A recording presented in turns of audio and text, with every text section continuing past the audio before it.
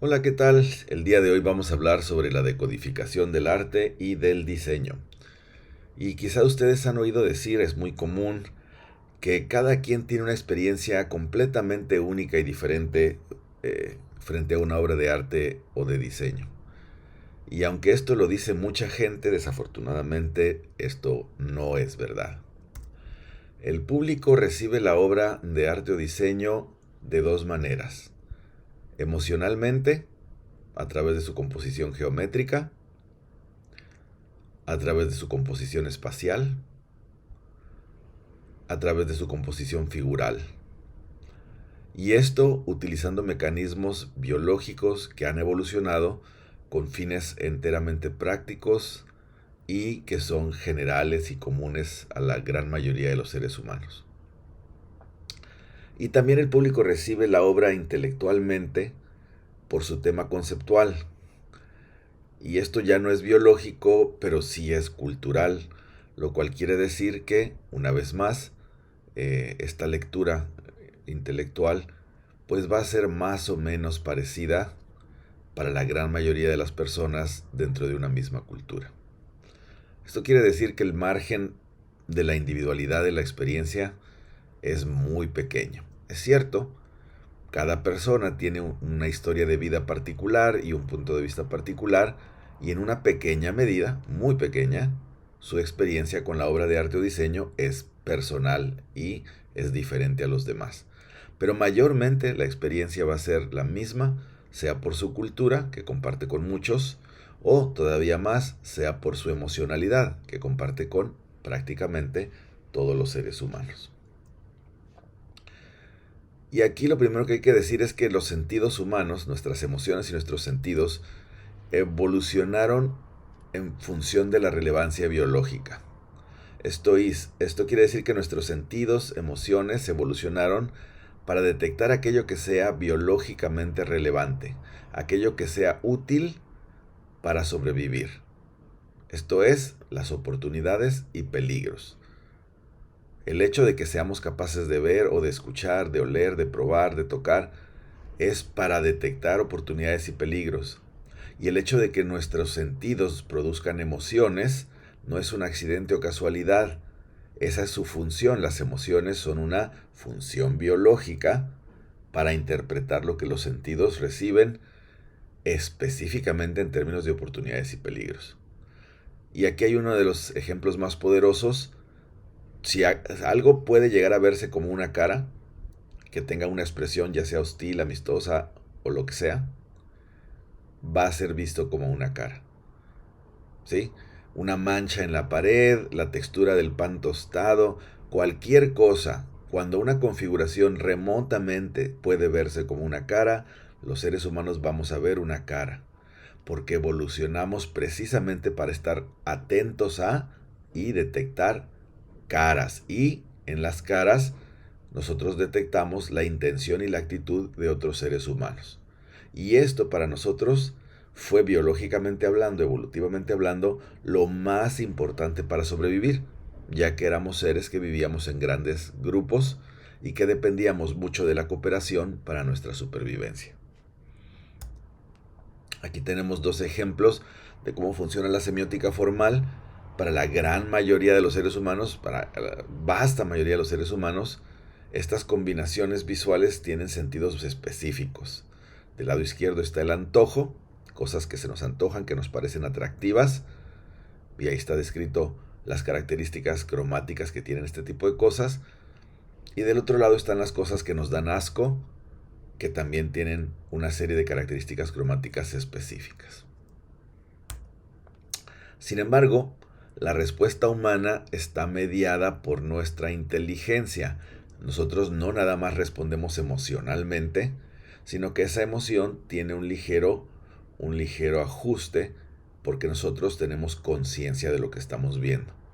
Entonces, nosotros al combinar emoción y conocimiento, por ejemplo, podemos encontrar una configuración alarmante como animal venenoso o desastre natural. Nos puede parecer excitante cuando sabemos que el objeto es inofensivo. Aquí tenemos dos ejemplos, una discoteca con sus luces rojas, su ambiente también medio oscuro y demás, el alto contraste, el ruido. La configuración se parece a un desastre natural, a un incendio forestal, pero a la gente le puede parecer excitante porque ellos saben que no es de verdad, no hay un incendio forestal de verdad. Y del lado derecho vemos como una mujer está usando una configuración que es típica de plantas o animales venenosos y que sin embargo nos puede parecer sexy en la medida que nosotros sabemos y reconocemos que es una mujer de nuestra misma especie. Por esta razón, artistas y diseñadores pueden utilizar la composición. Esto es, dentro de un campo perceptual artificial, nosotros podemos acomodar elementos con su tono, sus cromaturas, crear una relación de fondo con una o varias figuras convencionales para representar nuestra experiencia emocional del mundo, sea real o imaginario, y comunicarla a otros. De esto se trata el arte y el diseño, de hacer composiciones, de acomodar elementos en campos perceptuales de manera que sean significativas y transmitan nuestra experiencia emocional del mundo a otros. La composición, cuando es visual, pues tiene estos aspectos, empezando por la geométrica, que es la distribución de elementos en el espacio artificial, digamos, o el campo perceptual artificial, donde lo más importante es el centro de las figuras en relación con el esqueleto estructural, ¿sí? Si las figuras, su centro coincide con elementos del esqueleto estructural, puedes crear estáticas o dinámicas y otro tanto vas a producir cuando no coinciden. Inferimos significado también situacional del cuando vemos la agrupación de las figuras, los parecidos entre las figuras, las secuencias o ritmo del acomodo de las figuras y su orientación, entre otros factores, ¿no? Después de eso viene la composición espacial, que nuestro cerebro recibe solamente como información en blanco y negro, no a color. Y aquí nosotros vamos a interpretar lo que estamos viendo en función de los tonos para determinar si son espacios con mucha o poca profundidad. También para ver si los espacios son muy amplios y abiertos o si son cerrados y oprimentes. Si son las cosas pesadas o ligeras, si están cerca o lejos, todo eso lo vamos a determinar mediante el tono. Y vamos a utilizar las gradientes tonales para tratar de identificar los volúmenes y también nos van a generar sentidos de dinámica, dirección. Después viene la composición figural, donde nosotros las figuras que fueron detectadas en blanco y negro ahora las interpretamos por su color. Y aquí lo más importante de todo quizás sean las cromaturas, que son la combinación de matiz, saturación, tono y textura. Combinando estos elementos, estos cuatro elementos, tenemos el código emocional que nos dice qué cosas son atractivas, repulsivas, misteriosas, molestas, alegres, etcétera, etcétera, etcétera. Esto todo, por supuesto, se va a combinar con los tipos de bordes, que pueden ser precisos o difusos, sinuosos o angulosos, y con la percepción de la dureza de las superficies, que va a ser determinada mayormente por la cuestión del brillo, y pueden ser superficies brillantes, satinadas o mates.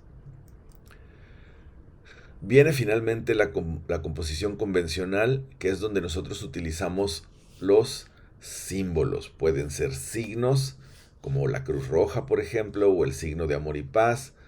Pueden ser símbolos, como el puma que representa a los equipos deportivos de la UNAM. O pueden ser palabras, textos, pueden ser palabras habladas, pueden ser textos. En fin, cualquier elemento cuyo significado sea convencional, ¿no? Y esta composición normalmente su principal énfasis está en lo que estos símbolos denotan. Esto es lo que de hecho podemos ver, ahí está, lo podemos señalar físicamente, como en este caso podemos señalar una bebida, una mujer con falda, tacones, saco, un hombre con corbata, etc. También lo que estos símbolos connotan pero no para mí en lo personal, sino connotan culturalmente hablando, ¿no? Entonces aquí hay elementos que nos hablan de clase alta, de hedonismo, etcétera. Y utilizamos también el título en su función interpretativa. El título nos ayuda a interpretar convencionalmente lo que estamos viendo. Y también detectamos la función subjetiva, esto es lo que la imagen en este caso nos dice sobre la época y cultura del autor. O sea, esta imagen, por ejemplo, no parece de los años de 1910 o de 1870, se ve mucho más contemporánea, y también tiene elementos que nos hacen pensar que fue creada en la cultura occidental. Así, con todos estos elementos de función denotativa, connotativa, interpretativa y subjetiva, nosotros los podemos integrar, o lo que estamos construyendo es lo que se puede llamar un tema. Y aquí tenemos un tema conceptual o convencional. Todo esto nos permite entonces llegar a lo que es la semiótica asociativa, y esta es realmente la forma en que el público va a entender o decodificar las obras de arte. Primero va a entender convencionalmente lo que está viendo, y luego va a sentir emocionalmente lo que está viendo. Y luego va a asociar esa emoción que sintió con ese concepto que interpretó.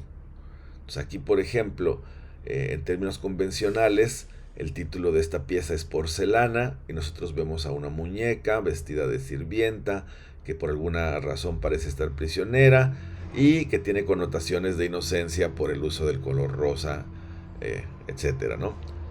Pero en términos de la composición formal o meramente visual, pues la figura es sensual de alguna manera, pero es pasiva, es ligera por el tono, es fina por la textura, y está en un contexto de abundancia pesada, frío e impersonal, por el color amarillo dorado, ligeramente verdoso y un tanto oscuro del fondo, etc.